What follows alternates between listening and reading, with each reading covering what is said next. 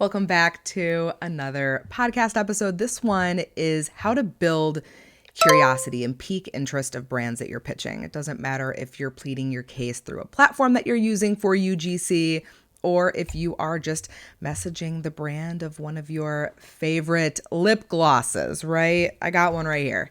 So, what if I told you that the secret to landing paid partnerships as a creator who's not a big influencer, who's definitely in the micro creator category, it's not about having the perfect resume or the slickest sales pitch. What it is about actually triggering a simple piece of curiosity. Because yes, there's a lot of competition, and you also want to be able to remain front of mind for these brands. Because a lot of the times they're getting so many messages, they're getting bombarded every single day. And you want to know what you can do to make sure that they think of you when they're ready to pick a creator. My name is Kayla Ibanez. If you're new here, what's up? Today, we're diving into something that I call the curiosity piece when it comes to pitching, and it's a total game changer. This is one of those things where you get to stand out from the pack and you get to show the brand what's in it for them when they choose to work with you. It's an approach that's helping creators and entrepreneurs stand out. And yes, you can use this when pitching UGC, but you can also use this same approach when you are selling your own offers. You can even use this when you're selling products as an affiliate. Generic outreach and using AI for outreach is aplenty. So in the next 5 or so minutes, I go a little bit longer, but I try to keep these exact and to the point. What you are going to find is we are going to talk about exactly how to craft pitches that make people go like, wait, I need to know how to work with you. I need to know more about this person and exactly what they can bring to the table for us as a company. You might not know this either. A lot of the times, a lot of these brands, when they're sourcing creators, they're using a marketing agency that's likely working on multiple facets of a campaign and bringing in creators for things like TikTok content, Instagram content, video sales letters for websites. That's just one piece of the work that they do.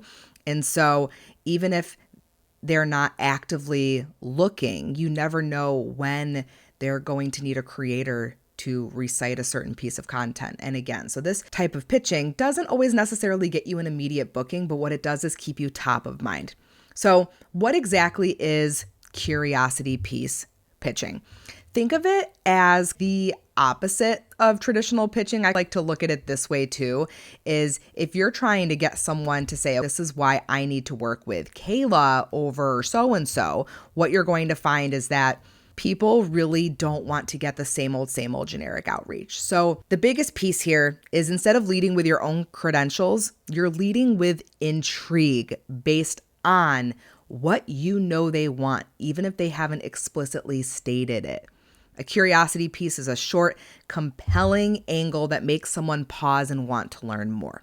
So it could be something along the lines of, I know that your company made an unexpected pivot and you likely need blank. Maybe you give an example of a problem that you solved in an unconventional way. When I worked with a brand in a similar pivot situation as you, something we did was blank. Maybe you have a unique combination of skills or experiences that give you a unique vantage point that you would love to make in terms of a transformational testimonial for them. Maybe a surprising result you achieved for another brand in a similar category. The key is that it creates this mental gap. People hear your story or the example you're giving and immediately think, well, I want to know how they did that, or I want to see how they can do that for us, especially if they don't really know who you are. This is where it takes cold pitching and flips it on its head.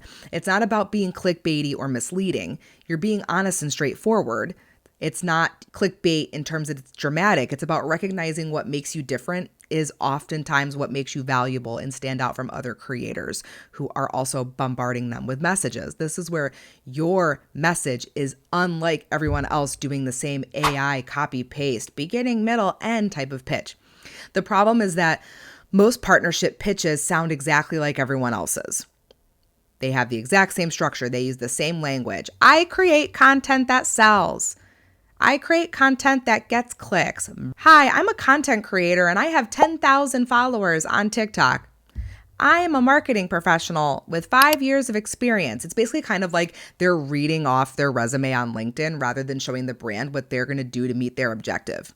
Because remember, a lot of the times these brands, it's a marketing agency, and the marketing agency wants to look good to the company, so they keep working with them. So remember what I've talked about in other videos, it's important that you show them how you can make them look good. The pitches that are boring and generic, they blend into the background because they're focused on you proving your worthiness rather than piquing interest. So when someone receives 20 messages of the same thing, I have 50,000 followers on TikTok and I'm a content creator, yours gets lost in the sauce. But here's what's fascinating. The brands and those marketing agencies that you want to work with aren't necessarily looking for the most qualified person on paper. It's not who has 20 years of experience. Very different than what you're used to on a traditional job hunt. What they're looking for is someone who can bring a fresh perspective, right? They tell a compelling story. They offer something that they haven't seen before. They offer something that the others that are sending them all these messages cannot. And that's where that curiosity piece pitching comes in. It's flipping the script from being a pick me girl because I'm qualified to, you should know this little thing about me, or you should know this little thing about something I've done, because it's interesting and it bridges where you are to where you want to be. And you are essentially that bridge. So let's go over quickly the framework of it because we're already cranking it here with the time and I just get so excited talking to you. But how do you build an effective curiosity piece into your pitch? It's a pretty simple framework. I like to say you can identify your only statement. What is something you can say that starts with, like, I'm the only person who can effectively do this. I don't care if you think there's other people that can do it. Your confidence needs to show here. I'm the only person I know who's been able to achieve blank outcome. Maybe you're the only marketing professional who started as a professional dancer, or the only YouTuber who built their channel while working overseas away from their family. For me, one of my pieces is building my brand from my daughter's hospital room during her bone marrow transplant. And that's where I was self-taught a lot of the skills that I bring to the table now. So don't just be different for the sake of being different. You always want to, and this is step 2, you need to connect it to what they want. So connect it to the brand, connect it to what they're looking for. Explain how your unique background gives you a perspective that actually benefits their brand.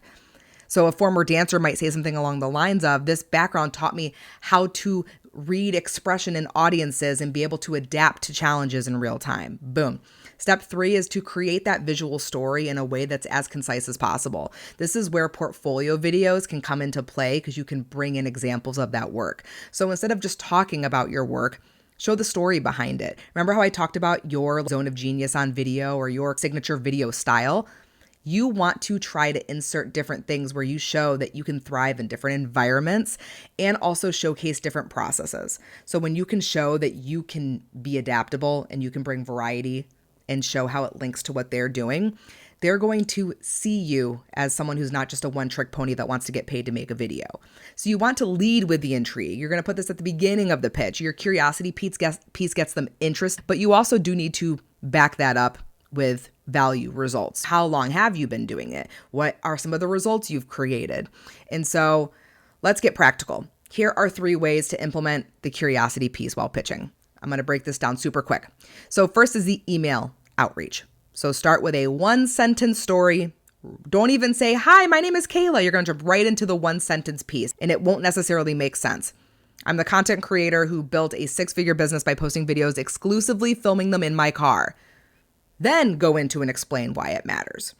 So for portfolio videos, this is another piece I always tell people, don't just focus on your best work, also show your progress over time. So as I'm adding more videos to my portfolio, I might delete some, but I'm also showing some stuff that shows my growth and my evolution over time. And that can also tie to your story. So if you have pieces of work that tie to what you're talking about, leave it in there. So for networking, let's say you're talking to someone face to face and you want to pitch your UGC services, practice a curiosity opener when you're introducing yourself. Instead of saying like, oh, hi, I do social media, or hi, I do marketing, try something like, I help brands connect with audiences by applying the lessons that I learned as a wilderness survivor instructor or as a teacher to children under 5. Again, it doesn't have to be adventure person. It literally could be also your career as a teacher. Remember, the goal is not to be weird or gimmicky. It's to be memorable. And remember, you're bridging the gap. So we're not talking about something that doesn't actually connect to what the brand needs. You have to be able to translate those skills to the work that you do. So pick something that isn't just the most interesting, but actually bridges the gap. And here's a pro tip. Test your curiosity piece on friends. If they immediately ask like, ooh, tell me more, or like, wait, what? Or if they do a double take, you've got a winner. So to wrap this up, here's something quick that you can go and do because we're already at the 10-minute mark.